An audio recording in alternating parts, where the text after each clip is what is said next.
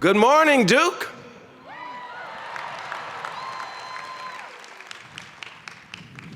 Or as sung by President Vincent Price from my 2008 album, Evolver, good morning. Good morning, Duke. How's everybody? Thank you, President Price, Provost Kornbluth, to the deans, the faculty, to my host, John Brown. Thank you all for inviting me and including me in this venerable class, not only of amazing graduates out here, but incredible, groundbreaking, honorary degree recipients. It's an honor to be here. To all the Duke community, alumni, friends, faculty, family, whether you're tuning in from Durham or across the world, welcome. And most importantly, thankfully, blissfully, let me extend a big, in the flesh, congratulations to our guests of honor, the class of 2021.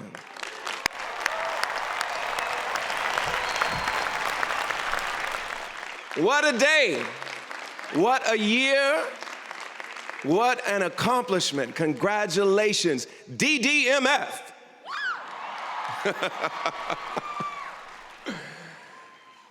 You know, I'm feeling good today because this is the first time I've been in front of a live audience, hearing live applause since last February, 14 months ago.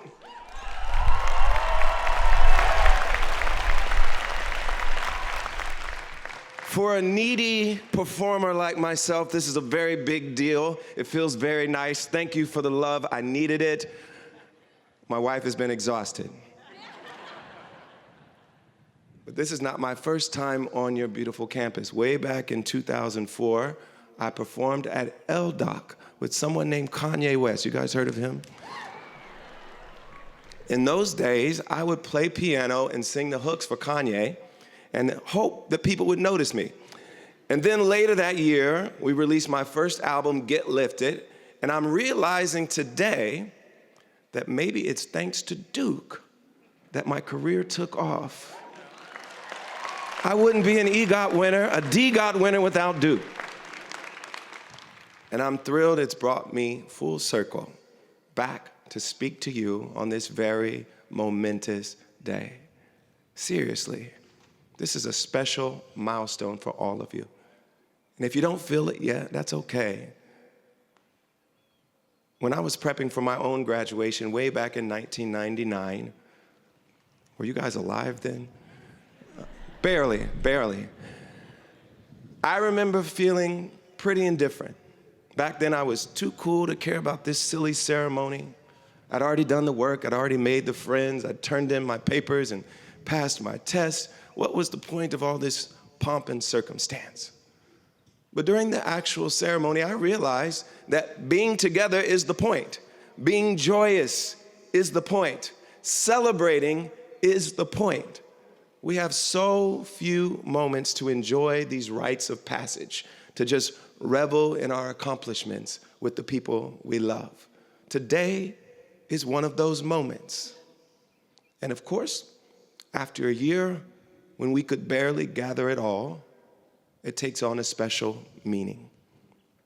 Let's just acknowledge the elephant in the stadium. On your way to Wallace Wade, your class lost a lot. Some lost job offers, some lost loved ones.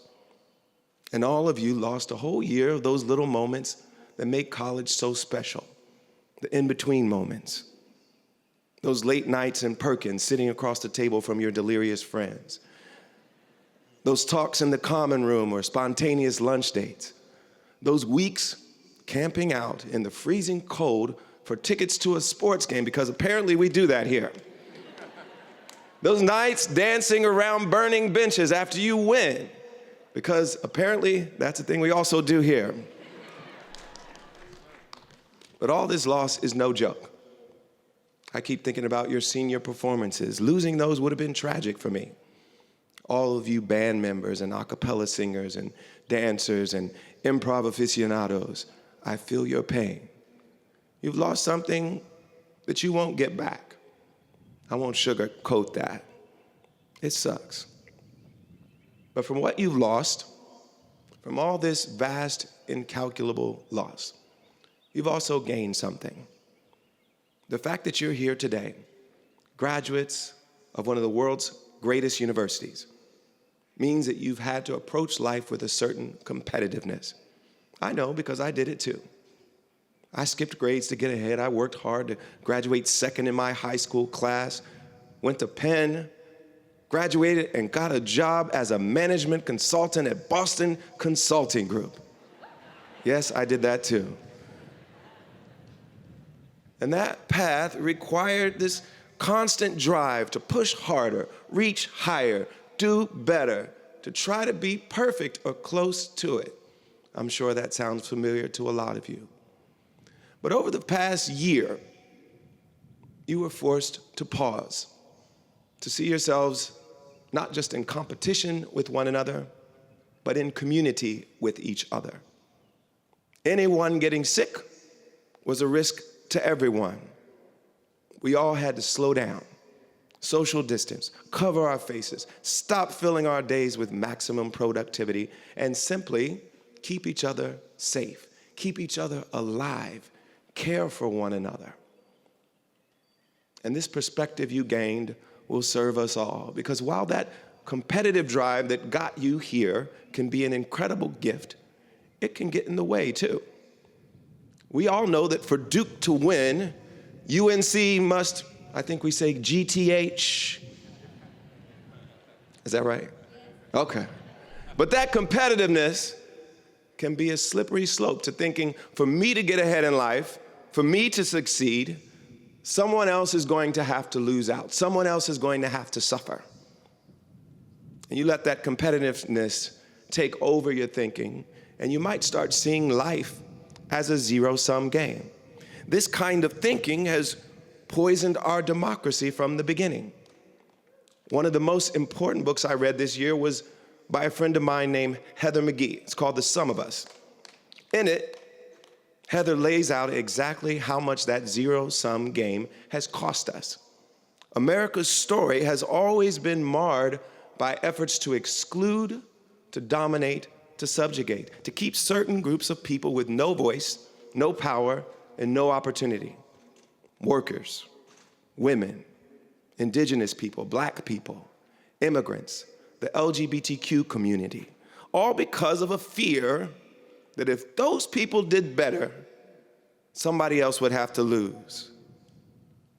But the miracle of our story is that as we expanded opportunity in our best moments, we proved that those fears were unfounded. When more people made more money, rich business owners didn't suffer, they got more customers. Prosperity increased for everybody. When people who'd been excluded finally got their voices heard, it didn't mean everyone else had to sit down and shut up. Our national conversations got better, richer, truer, smarter, and so did our public policies. Our nation is at its best when we realize that we all do better when we all do better.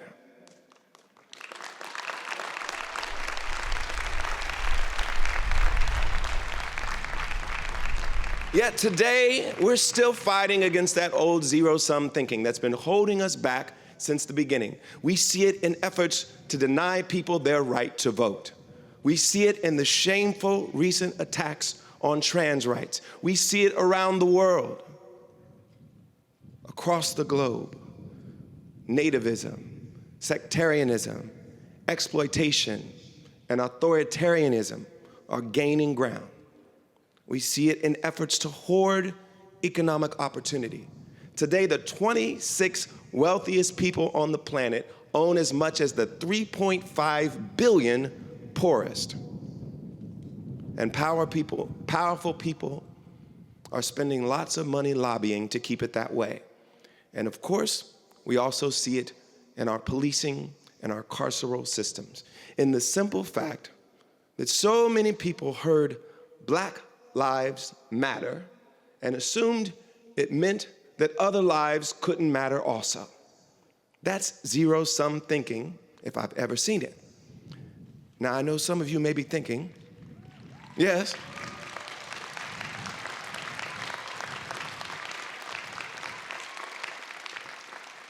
why is John Legend bringing us down on graduation day?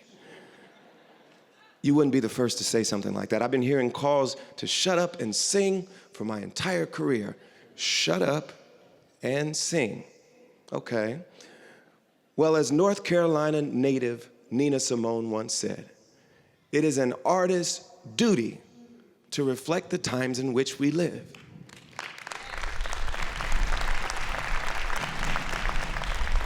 And it's also a banker's duty, a lawyer's duty, a doctor's duty, a teacher's duty, an engineer's duty, an entrepreneur's duty, a plumber's duty, a nurse's duty, a mom's, a dad's duty.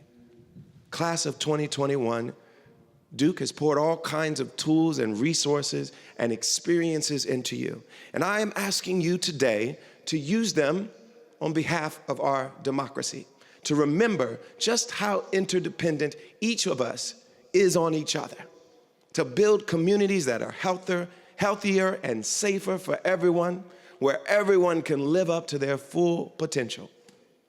But how do we do that in practice? It's a tough question. When I was in high school, I entered a Black History Month essay contest sponsored by McDonald's. Yes, McDonald's. The prompt was, how you make Black history. With a 15-year-old's confidence, I declared that I would become a famous musician. Yes. This, in turn, I wrote, and I'm quoting myself here, will put me in a position of great influence which I will utilize in order to be an advocate for the advancement of Blacks in America. I said that when I was 15. But how does one do that? The problems are entrenched and interconnected. There's no clear path to follow. I kept thinking, where do I even start? During the decade since I became heavily involved in this fight, I've stumbled on 3 answers that I'm going to share with you today. First, while your schooling may be over, at least for some of you, the learning does not stop today. It cannot. Growing up, I spent a lot of time at the library. I read about Dr. Martin Luther King and other civil rights heroes, Frederick Douglass, Harriet Tubman, Ida B. Wells. I wasn't into comic books so much. These were my superheroes. But even as someone steeped in the civil rights movement all my life, if you would have asked me about criminal justice when I was sitting where you all are today, I probably would have framed it as a personal responsibility issue. I think that's pretty common for those of us who've spent our lives trying to be perfect. I thought the problem was with individuals, not the system. I had family members, and I had community members, neighbors, friends who were locked up. They messed up, and I found a way not to. But then I learned about our country's mass incarceration complex, how the United States has just 5% of the world's population, but 25% of its prisoners. How 1 in 3 Black men will serve prison time during their lifetimes. How more Black men are under corrective control today than were enslaved on the eve of the Civil War. How much of this over-incarceration is a direct result of intentional policies that targeted people of color? Take the war on drugs. Our leaders said they'd wage war on drugs. But crises of substance abuse and drug addiction haven't gone anywhere. Instead, this war destroyed communities. It tore apart families. All of us have borne the brunt of that, especially Black and brown communities. We already suffered from housing and school segregation, massive wealth disparities, chronic underinvestment. Then these communities were specifically targeted for enforcement, even though Black, white, and brown people use drugs at roughly similar rates. And now, what should have been a public and mental health issue has turned into an excuse to disappear millions of people from their families and communities. The more I read about all this trauma and tragedy, the more I understood the systemic issues, the more passionate I got about doing something to change it. So I started Free America, a campaign to reform our deeply unjust criminal justice system. And the first thing we did was listen and learn. I met with people currently incarcerated. I met with their families. I met with survivors of crime. I met with district attorneys, corrections officers, state legislators, and civil rights activists. These folks knew a lot more than I did. I had to listen to them with an open mind and a humble spirit, and then focus on amplifying their voices. Only then could we effectively support crucial reforms, like initiatives to decriminalize drugs, find alternatives to incarceration, and restore voting rights to formerly incarcerated people. It's been some of the most gratifying work of my life, but it never would have happened if I simply considered myself already educated on these issues and stopped my learning there. So that's lesson number one. Here's number two. I think it's natural to think you should start by tackling big problems in the biggest way. They say, go big or go home. But in my experience, some of the most important work you can do starts at home, whatever that means for you. So often we focus on major national issues, and don't get me wrong, they matter. National elections matter. But municipal, county, school board elections determine so much of the everyday realities of our lives. Who lives where? Who goes to school where? Do we all feel safe walking down the street? George Floyd's murder mobilized a national and even global movement for change. But the truth is, most of the tangible reforms we need to reimagine public safety will come from local elected officials, the mayors and city councils setting budgets, the prosecutors deciding how justice will be served. And that's not just true for criminal justice reform.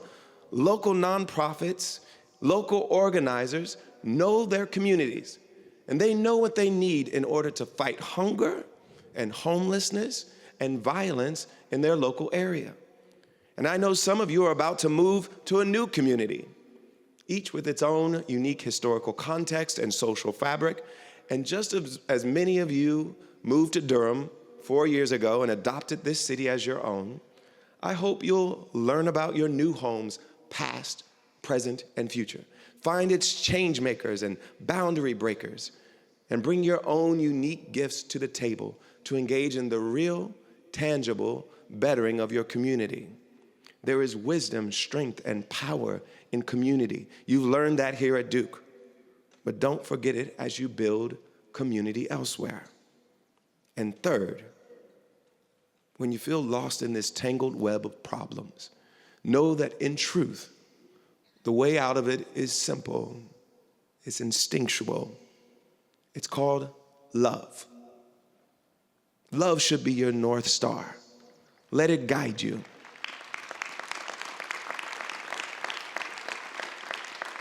Now, I love to sing about love, as you know. And maybe this sounds more like song lyrics than a serious point, but I believe that love is so important in our public life. Think about what it actually means to let yourself feel and show love for your neighbors. It means being curious about their lives, genuinely wanting the best for them, investing in their success.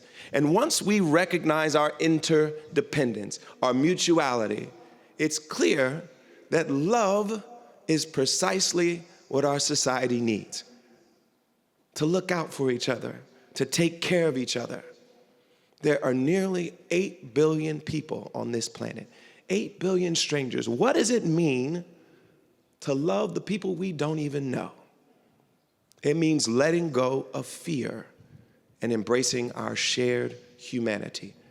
Practically, it means things like ensuring everyone, everywhere, can access the coronavirus vaccines, because we know that until we're all vaccinated, we're all at risk. It means ensuring everyone is safe from the worst consequences of the climate crisis, especially in communities already undermined, under-resourced, and underwater. To paraphrase the indigenous Australian activist Lila Watson, love means that your liberation is bound up with mine, and mine with yours. Professor Cornel West has a word for what this kind of love looks like in public. That word is justice. Love in public takes the shape of justice. And I'll close with one final story about justice. It's about a man named Desmond Meade. He grew up in Miami, Florida, graduated from high school, joined the Army. He served this country as a helicopter mechanic, dreaming of one day sailing the skies as a pilot. But along the way, he struggled with a painful addiction, and he was convicted of felony possession. He served his time and came out committed to staying clean. But when he came out, he re-entered a world that treated him as a loser in a zero-sum game, that didn't care if it was impossible for him to find a job or a home or a second chance. He also re-entered a state that denied him the right to vote. State laws discriminating against formerly incarcerated people are direct vestiges of Jim Crow. After the amendments granting voting rights and equal protection to black citizens after the Civil War, the white majority feared the power of the black vote and found many ways to limit it. Physical violence, poll taxes, ridiculous literacy tests, and felony disenfranchisement. The plan was to incarcerate black Americans for petty theft, loitering, vagrancy, and then disenfranchise them, often permanently. This way, they barred millions from the full rights of citizenship. Today, still, an estimated 1 in 13 black Americans has been stripped of their right to vote due to past convictions. Now, it's hard to reverse these laws. It requires a constitutional amendment in a lot of places. In some states, it requires a popular referendum. In Florida, it wasn't just a ballot initiative requiring 51% of the vote, you needed 60%. And in an evenly divided state like Florida, that seemed impossible. Only love can give you the power to take on these kinds of odds. Love of the people you're fighting with, love of the people you're trying to persuade, the basic belief that if we can honor each other's humanity and dignity, then no matter our differences, we'll end up wanting the best for each other.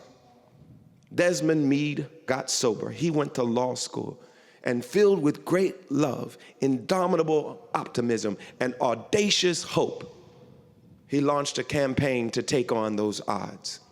We partnered with him at Free America. We shared people's stories. We asked neighbors to talk with their neighbors. We knocked on doors. And when the time came, we didn't win 60% of the vote. We won 65% of the vote.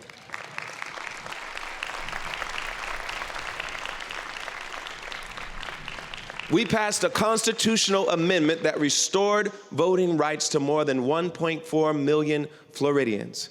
A year later, I stood in a Florida courthouse as a judge made it official for a room full of formerly incarcerated people. Some of these people hadn't voted in decades and hadn't really felt connected to their communities at all since their incarceration. But many said that this one moment made them feel like they fully belonged again, like they were part of something bigger. They were in tears celebrating, and so was I, and so was Desmond, this veteran, this former bodyguard, this calm, cool, and collected attorney with tears running down his cheeks. Duke Class of 2021, I wish you lives with Desmond's kind of love. Love for our neighbors and for people who feel like they're a world apart. Love for justice, defined by a spirit of empathy, mutuality, and community. Love for a world where we don't need to win at someone else's expense, even if they're Tar Heels. Where we can win together. We can do this, class of 21. And when we live with this kind of love, when we lead with this kind of love, then one day,